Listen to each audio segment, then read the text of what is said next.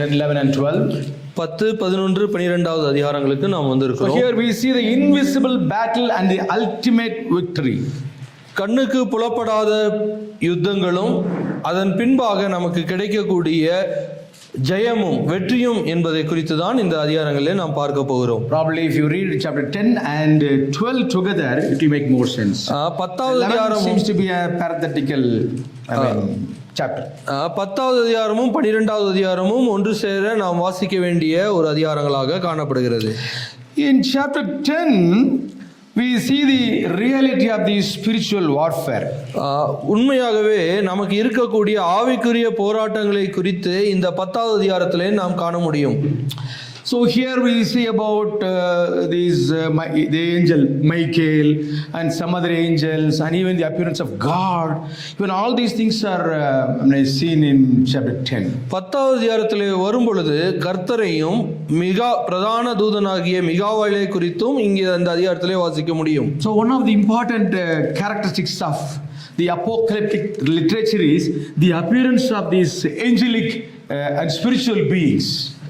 இந்த வானத்தில் இருக்கக்கூடிய தேவதூதர்களை குறித்து சொல்லப்பட்ட சில காரியங்களை இந்த அதிகாரத்திலே நாம் காண முடியும். That is the general characteristic of the apocalyptic literature. அதாவது இந்த வெளிப்படுத்தல் இலக்கிய வகையில மிக முக்கியமான காரியம் என்னன்னா the appearance of angels and angelic beings and things like that. Okay. So here what happens is Daniel is praying, but the answer did not come immediately. Now we see some other evil force that stopped in between. தானியேல் தேவனிடத்திலே அவர் ஜெபிக்கிறார். அந்த ஜெபத்திற்கு பதில் கிடைக்காமல் இங்கே சில காரியங்கள் தடை செய்யக்கூடிய தீமையான செயல்பாடுகளை குறித்து இந்த அதிகாரத்திலே பார்க்க முடியும். Please read chapter 10 verse 2 and 3. 10வது அதிகாரம் 2, 3. அந்த நாட்களில் தானியேலாகிய நான் 3 வாரம் முழுவதும் துக்கித்துக் கொண்டிருந்தேன். அந்த 3 வாரங்களாகிய நாட்கள் நிறைவேறும் மட்டும் ருசிகரமான அப்பத்தை நான் புசிக்கவும் இல்லை, இறைச்சியும் திராட்சரசமும் என் வாய்க்குள் போகவும் இல்லை, நான் பரிமள தைலம் பூசிக்கொள்ளவும் இல்லை. So here he is fasting and praying. இங்கே அவர் உபவாசித்து அவர் ஜெபம் பண்ணி கொண்டிருக்கிறார். No, the main content of his prayer, he was praying that these people should be delivered soon. தம்முடைய இஸ்ரவேல் ஜனங்கள் சீக்கிரமாக விடுதலையாக்கப்பட வேண்டும் என்பதுதான் தானியேலுடைய ஜெபத்தினுடைய பிரதானம். Very interestingly, Daniel is getting a heavenly vision of God probably. இந்த இடத்துல 5 and 6. Please read. 5வது 6வது வசனம். என் கண்களை ஏறெடுக்கையில் சணல் வஸ்திரம் தரித்து தமது அறையில் உப்பாசின் தங்க கச்சையை கட்டி கொண்டிருக்கிற ஒரு புருஷனை கண்டேன். அவருடைய சரீரம் படிய பச்சையை போலவும் அவருடைய முகம் மின்னலின் பிரகாசத்தை போலவும் அவருடைய கண்கள் எரிகிற தீபங்களைப் போலவும் அவருடைய புயங்களும் அவருடைய கால்களும் துலக்கப்பட்ட வெண்கல நிறத்தை போலவும் அவருடைய வார்த்தைகளின் சத்தம் ஜனக்கூட்டத்தின் ஆரவாரத்தை போலவும் இருந்தது. So many think that this is the pre-incarnate appearance of our Lord Jesus Christ. இயேசு கிறிஸ்துவானவர் அவர் காட்சி அளிக்க அந்த காரியத்தை இங்கே வாசிக்கிறோம். So in the Old Testament and even in the New Testament, Moses, Isaiah and Daniel and John, they all had they had this real experience of seeing God face to face. தேவனை இயேசு கிறிஸ்துவை முகமுகமாக சந்திக்கிற ஒரு சந்தர்ப்பமானது மோசே, ஏசாயா, தானியேல் போன்ற நபர்களுக்கு கிடைத்ததாக நாம் பார்க்க முடிகிறது. So here also such experience, Daniel is getting such experience. He was really frightened. தானியேல் அப்படிப்பட்ட ஒரு நிகழ்வை தான் அவர் இங்கே குறிப்பிடுகிறார். அதை பார்த்த பொழுது அவர் பயப்படுகிறார், அவர் நடுங்குகிறார். So at that time it looks that it's not very clear, but it looks that some other angelic being and comes and touches him and encourages him.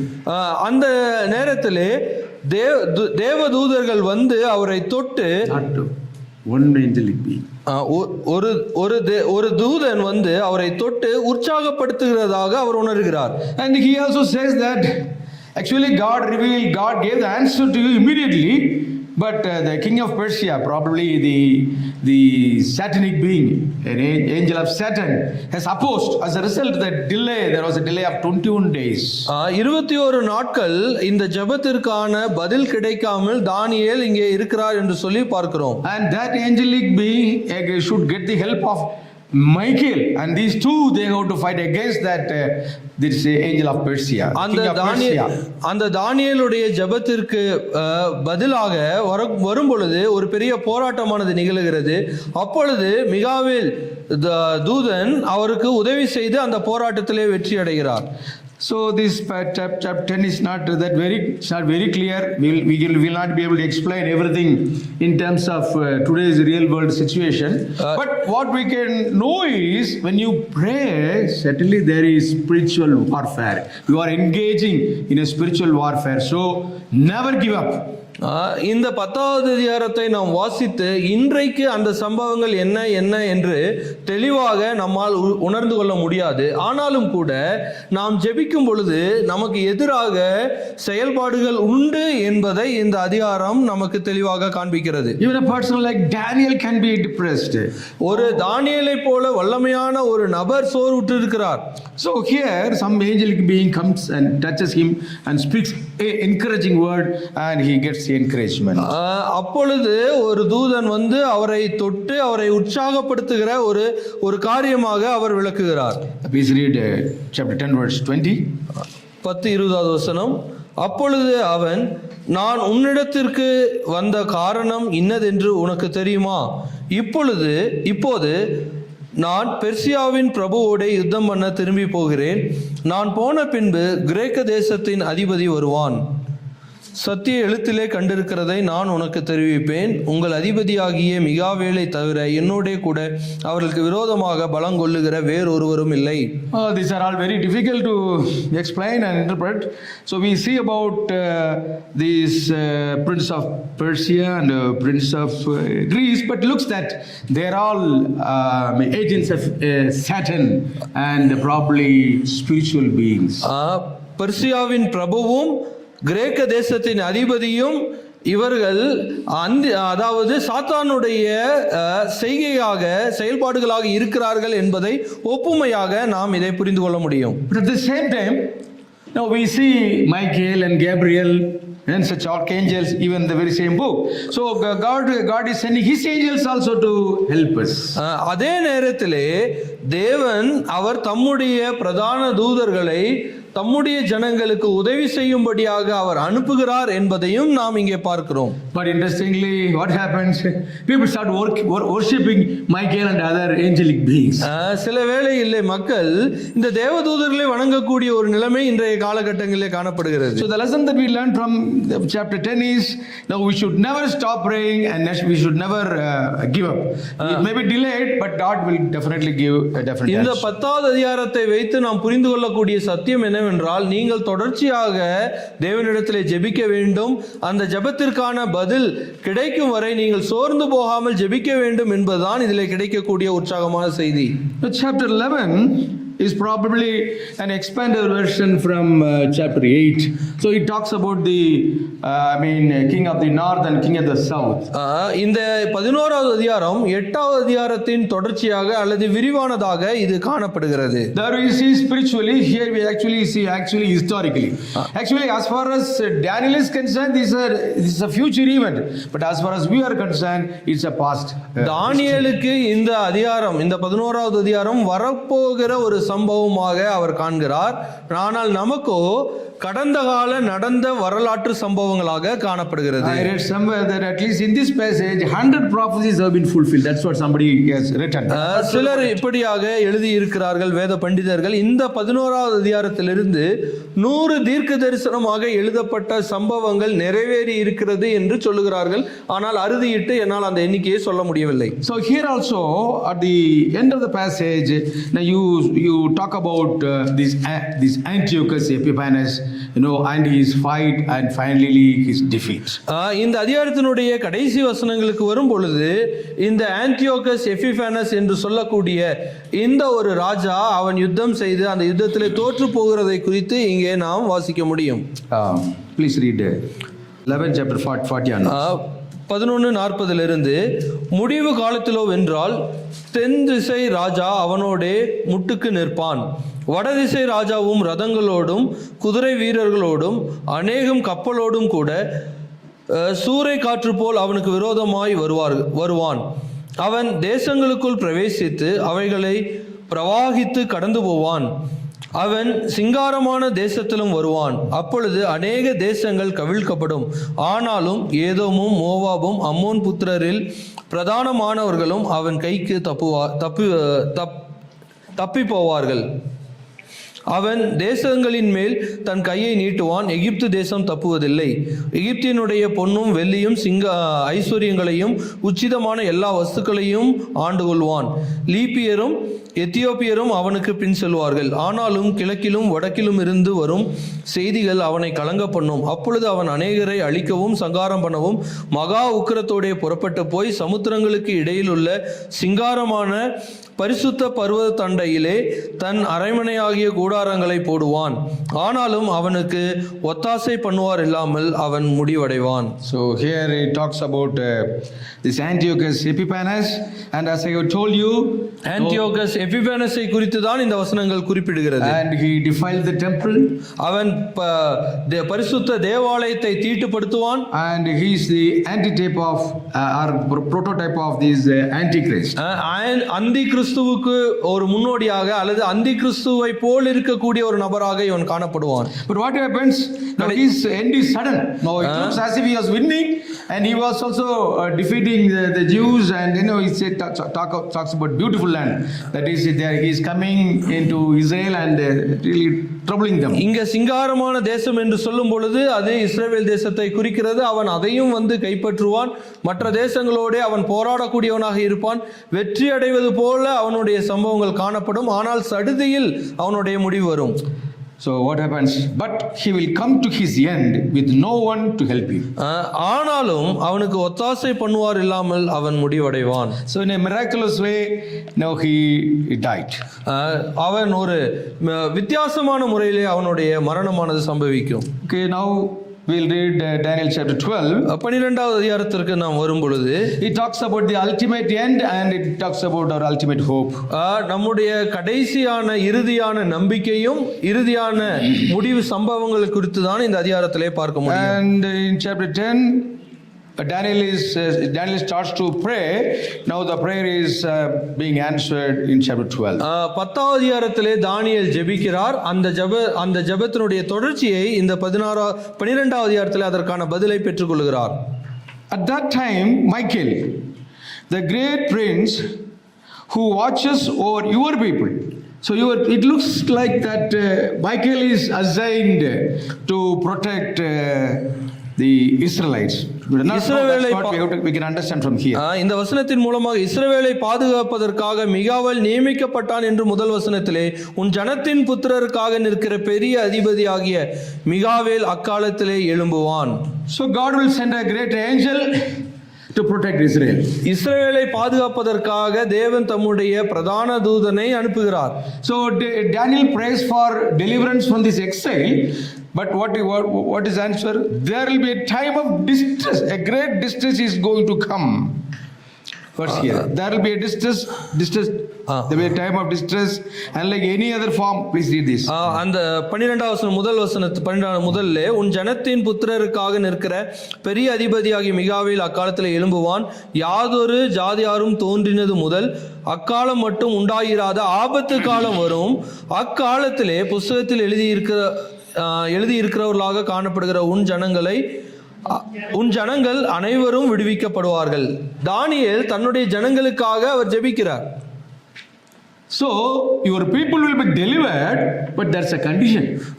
உன்னுடைய ஜனங்கள் விடுவிக்கப்படுவார்கள், ஆனால் அதற்கு ஒரு நிபந்தனை உண்டு. What is the condition? என்ன அந்த நிபந்தனை? The people's name should have been written in the book.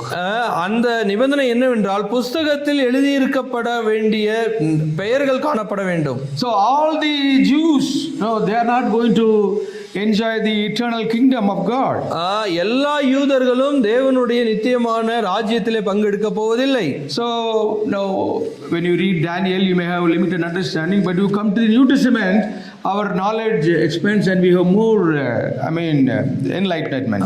புதிய ஏற்பாட்டு விசுவாசிகளாகி நாம் அந்த வசனங்களை வாசிக்கும் பொழுது நமக்கு தெளிவான சம்பவங்களை குறித்ததான காரியங்கள் விளக்கப்படுகிறது. In chapter 9 we see about Christ in the seed form. We see that his Messiah will be cut off. Now why should he be cut off? That's for transgression and that's for sin. 9வது அதிகாரத்திலே நாம் வாசிக்கும் பொழுது மேசியா வருவார், அவர் சங்கரிக்கப்படுவார். எதற்காக என்று பார்க்கும் பொழுது உலகத்தினுடைய ஒட்டுமொத்த மக்களுக்காக சங்கரிக்கப்படுவார் என்று சொல்லி அங்கே வாசிக்கிறோம். So in spite of the fact he's talking about Jews, but this is applicable to the Gentiles also. The Gentiles and Jews, if our names are found in the book, definitely we will participate in the eternal kingdom.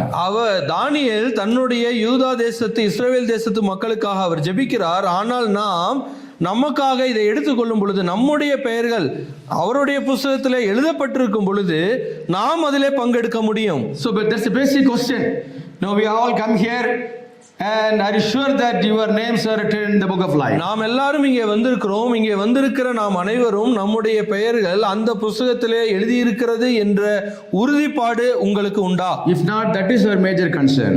அதுதான் நம்முடைய மிக பிரதானமான அக்கறையாக இருக்கிறது. 2 and 3. Many of those sleep in the dusty ground will awake. Please read.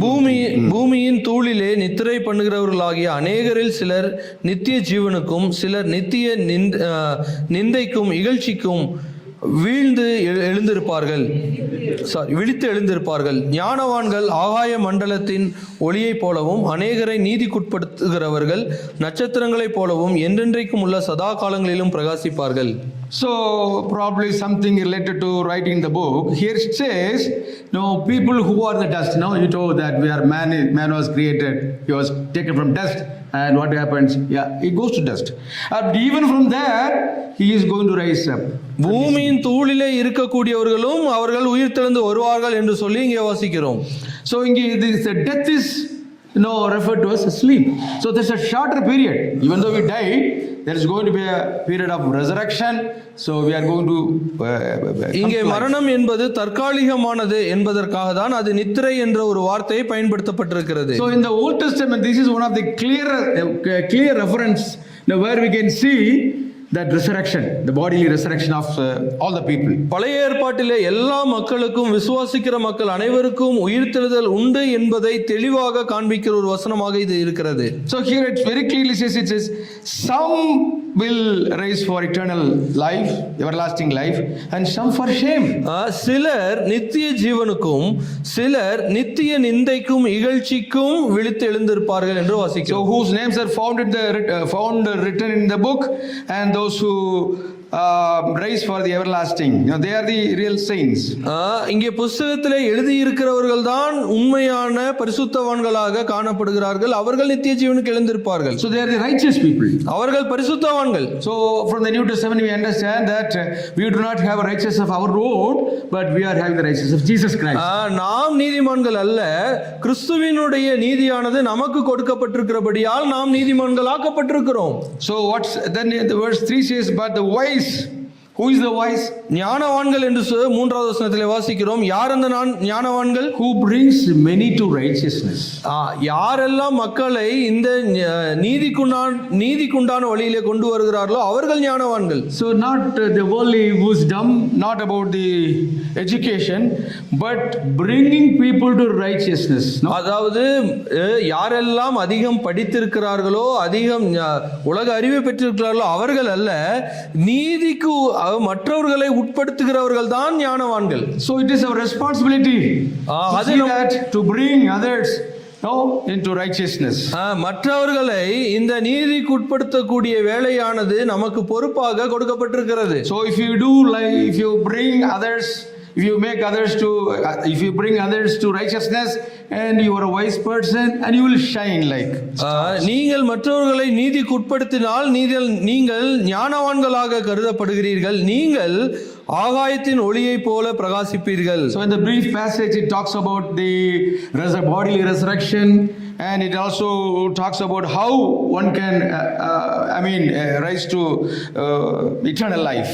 இந்த அதிகாரத்திலே நாம் பார்க்கும் பொழுது நாம் எப்படியாக உயிர்த்தெழுதலை குறித்ததான காரியங்களையும் மற்றவர்களை நீதிக்குட்படுத்துகிற காரியத்தையும் இங்கே வாசிக்க முடியும். So we have a great responsibility. நமக்கு ஒரு மிக பிரதானமான ஒரு வேலையானது நியமிக்கப்பட்டிருக்கிறது. So in the New Testament, our Lord says, "Go therefore and make disciples of all the nations."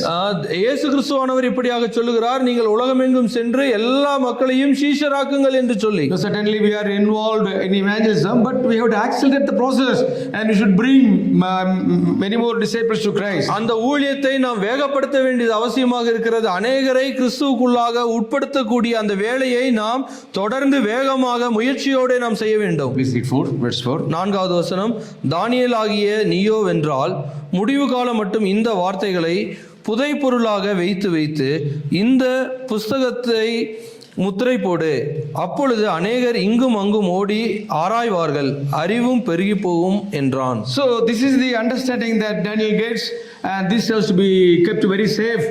And so this, when you read Daniel along with Revelation, we get much more understanding.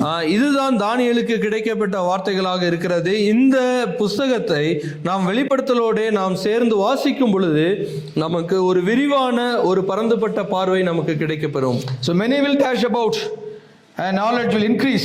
Certainly we know that knowledge is increasing in an increasing rate. அநேகர் இங்கும் அங்கும் ஓடி ஆராய்வார்கள், அதனால் அறிவு பெருகி போகும். But the knowledge about Jesus Christ and what he did is more important. இயேசு கிறிஸ்துவையும் அவர் என்ன நமக்காக செய்தார் என்பதை குறித்ததான அறிவுதான் மிக பிரதானம். தானியேல் ஆகிய நான் ஆற்றுக்கு இக்கரையில் ஒருவனும் ஆற்றுக்கு அக்கறையில் ஒருவனுமாகிய வேறே 2 பேர் நிற்க கண்டேன். சணல் வஸ்திரம் தரித்தவரும் ஆற்றின் தண்ணீர்களின் மேல் நிற்கிறவருமாகிய புருஷனை ஒருவன் நோக்கி, இந்த ஆச்சரியமானவைகளின் முடிவு வர எவ்வளவு காலம் செல்லும் என்று கேட்டான். அப்பொழுது சணல் வஸ்திரம் தரித்தவரும் ஆற்றின் தண்ணீர்களின் மேல் நிற்கிறவருமாகிய புருஷன் தம்முடைய வலதுகரத்தையும் தம்முடைய இடதுகரத்தையும் வானத்துக்கு நேராக ஏறெடுத்து, ஒரு காலங்களும் அரை காலமும் செல்லும் என்றான். பரிசுத்த ஜனங்களின் வல்லமையை சிதறடித்தல் முடிவு பெறும்போதே இவையெல்லாம் நிறைவேறி தீரும் என்று என்றென்றைக்கும் ஜீவித்திருக்கிறவர் பேரில் ஆணையிட கேட்டேன். So here still that conversation continues. He wonders now how long this troubled period will last. எவ்வளவு காலம் இந்த உபத்திரவ காலம் செல்லும் என்று சொல்லி அவர் கேட்கிறார். And already I told you that he was praying about deliverance from the 70 years, but he talked about future trouble, and he is very clearly saying that trouble will be intense and at its peak, but it's only for a shorter period. Yesterday itself our brother Jerry told that time is 1 year, times mean 2 years, and half a time means half a year, so close to 3.5 years. So the greater tribulation, the maximum tribulation, that's going to be confined only for 3.5 years. தானியேல் 70 வருடங்களுக்காக அந்த வருடத்தினுடைய விடுதலைக்காக தானியேல் ஜெபிக்கிறார். ஆனால் அவருக்கு கிடைக்க பெற்ற பதில் வரப்போகிற சம்பவிக்கக்கூடிய காரியங்கள், அதில் இருக்கக்கூடிய உபத்திரவங்களை குறித்து அவருக்கு விளக்கப்படுகிறது. இங்கே பார்க்கும் பொழுது எவ்வளவு காலம் அந்த உபத்திரவமானது காணப்படும் என்று கேட்கும் பொழுது, காலம் என்று சொல்லும் பொழுது 1 வருடமும், காலங்கள் என்று சொல்லும் பொழுது 2 வருடமும், அரை காலம் என்று சொல்லும் பொழுது அரை வருடமும், ஆக 3 வருடங்கள் தோராயமாக செல்லும் என்று சொல்லி இங்கே வெளிப்படுத்தப்படுகிறது. So have we finished up to 7? Yes. 8. Read, start 8. நான் அதை கேட்டும் அதன் பொருளை அறியவில்லை. So Daniel did not understand. So we can take comfort. We may not be able to understand everything, but we have to believe, we have to trust in the Lord. தானியேல் இவைகளை கேட்டும் அதனுடைய அர்த்தத்தை அவரால் அறிந்து கொள்ளவில்லை. சில வேளைகளில் நமக்கும் கூட எல்லா விஷயங்களையும் நம்மால் புரிந்து கொள்ள முடியாது. ஆனாலும் நாம் வேதாகமத்தை நாம் முழுமையாக விசுவாசிக்க வேண்டும். So at this moment I am reminded of Psalm 131. Psalm 131. Please read. சங்கீதம் 131வது சங்கீதம். கர்த்தாவே, என் இருதயம் இருமாப்புள்ளதல்ல, என் கண்கள் மேட்டிமையானவைகளும் அல்ல. பெரிய காரியங்களிலும் எனக்கு மிஞ்சின கருமங்களிலும் நான் தலையிடுகிறதும் இல்லை. தாயினின் பால் மறந்த குழந்தையைப் போல நான் என் ஆத்துமாவை அடக்கி அமர பண்ணினேன். என் ஆத்துமா பால் மறந்த குழந்தையைப் போல் இருக்கிறது. Okay, now, see here, the psalmist is saying there are many things, greater things. There are things which I do not understand. இங்கே சங்கீதக்காரன் சொல்லும் பொழுது அநேக காரியங்கள் எனக்கு புரியாதவைகளாக புலப்படாதவைகளாக காணப்படுகிறது. So the newborn babies, they take mother's milk, but at a particular point of time, they are weaned. They are taken away from mother's breast. குழந்தைகள் பொதுவாக சில காலங்கள் தாயினிடத்திலே பாலை பெற்றுக்கொள்கிறது. அதற்கு பின்பாக அவை நிறுத்தப்படுகிறது. So the child may not understand. I was very comfortable. I was close to my mother, and now I am weaned. So the child is weaned. Why? It's going to be given a better food, a solid meat. That's the reason. So the child may not understand, but the child has to submit. இப்படியாக அந்த பாலை நிறுத்தும் பொழுது குழந்தை புரிந்து கொள்வதில்லை. எதற்காக தனக்கு நான் நெருக்கமாக என்னுடைய தாயோடு இருந்தேன், அப்படி இருக்கும் பொழுது எதற்காக என்னை இப்படியாக பிரித்தார்கள் என்று சொல்லி அந்த குழந்தை புரிந்து கொள்வதில்லை. ஆனால் குழந்தையினுடைய நன்மைக்காக அவை செய்யப்படுகிறது. So likewise, in the book of Daniel or in the book of Revelation, there are many things he may not understand. தானியேல் புஸ்தகமும் அல்லது வெளிப்படுத்தின விசேஷத்தின் புஸ்தகமும் அதன் காரியங்களும் முழுமையாக நமக்கு தெரியாமல் காணப்படலாம். But we have to trust God, we have to be righteous, and we should stand for our conviction, we have to preach the gospel. No, all the other things that we know, the things that we know that we have to ஆனாலும் கூட நாம் தேவனை விசுவாசிக்க வேண்டும், அவருடைய வார்த்தையை விசுவாசிக்க வேண்டும், இந்த உலகத்திலே தேவனுடைய நீதிக்காக நாம் வாழ வேண்டும், அவர் நம்மிடத்திலே கொடுத்திருக்கிறதான விசுவாசத்திற்காக நாம் பக்தியோட போராட வேண்டியவர்களாக காணப்படுகிறோம். இவையை மட்டும் நாம் பிரதானப்படுத்தாமல் இதற்கு அடுத்து இருக்கக்கூடிய காரியங்களை பிரதானப்படுத்தி நாம் வாழ வேண்டும். அதற்கு அவன் தானியேலே போகலாம், இந்த வார்த்தைகளின் முடிவு காலம் மட்டும் புதை பொருளாக வைக்கப்பட்டும் முத்திரிக்கப்பட்டும் இருக்கும். That means they are protected. They are revealed in the book of Revelation. இந்த வார்த்தைகள் முத்திரிக்கப்பட்டு இருக்கிறது என்று சொல்கிறார். அநேகர் சுத்தமும் வெண்மையும் ஆக்கப்பட்டு many will be purified in the whole process. Many will be purified, made clean and refined, but the wicked will go on being wicked. That's what we also saw yesterday in the book of Revelation. The same idea we found there also. அநேகர் சுத்தமும் வெண்மையும் ஆக்கப்பட்டு புடமிடப்பட்டவர்களாய் விளங்குவார்கள், துன்மார்க்கரோ துன்மார்க்கமாய் நடப்பார்கள், துன்மார்க்கரில் ஒருவனும் உணரான், ஞானவான்களோ உணர்ந்து கொள்வார்கள். அன்றாட பலி நீக்கப்பட்டு பாழாக்கும் அருவருப்பு ஸ்தாபிக்கப்படும் காலம் முதல் 1190 நாள் செல்லும். 1290 நாள் செல்லும். 1335 நாள் மட்டும் காத்திருந்து சேர்கிறவன் பாக்கியவான். Blessed is the one who waits. So we are supposed to wait. We may not be able to understand all these numbers. It will just take some time. But the point is, we are supposed to wait for the promises to be fulfilled. நாம் காத்திருக்க வேண்டியது அவசியம் என்று சொல்லி இந்த வசனத்திலே வாசிக்கிறோம். நீயோ வென்றால் முடிவு வரும் மட்டும் போயிரு, நீ இளைப்பாறிக் கொண்டிருந்து you will take rest. You will take rest. That means Daniel has to die. அதாவது take rest. நீ போய் முடிவு வரைந்தும் முடிவு வரும் மட்டும் போயிரு என்று சொல்லும் பொழுது தானியேலுடைய மரணத்தை அவர் சொல்லுகிறார். And then at the end, நீ இளைப்பாறிக் கொண்டிருந்து at the end of the days you will arise to receive what you have been allotted. நாட்களின் முடிவிலே உனக்கு சுதந்திர வீதத்துக்கு எழுந்திருப்பாய் என்றான். So Daniel will receive his rewards. Whatever a man sows, he will reap. தானியேல் என்ன விதைத்தாரோ அந்த வாழ்க்கையினுடைய பிரதிபலனை அவர் பெற்றுக்கொள்வார். So brothers and sisters, I gave you some basic understanding of the book of Daniel. Daniel With this basic understanding, you have to develop your own studies. தானியேல் புத்தகத்தினுடைய அடிப்படையான கட்டமைப்பும் அந்த அதிகாரம் என்ன சொல்கிறது என்பதை குறித்து உங்களுக்கு விளக்கி காண்பித்தேன். இதை வைத்துக்கொண்டு நீங்கள் ஆழமாக இந்த புத்தகத்தை வாசிக்க வேண்டும். So Daniel means God is my judge. So definitely we see God as a greater judge in this book. தானியேல் என்றால் தேவன் என்னுடைய நியாயாதிபதி என்று அர்த்தம். நிச்சயமாக தேவன் தான் நியாயம் தீர்க்கக்கூடிய நியாயாதிபதியாக இருக்கிறார். So God is going to judge the evil ones and he is going to reward the righteous. தேவன் பொல்லாங்கனை அவர் நியாயம் தீர்ப்பார், நீதிமான்களுக்கு அவர் பிரதிபலன் கொடுக்கக்கூடியவராக இருக்கிறார். May God bless you. தேவன் உங்களை ஆசீர்வதிப்பார்.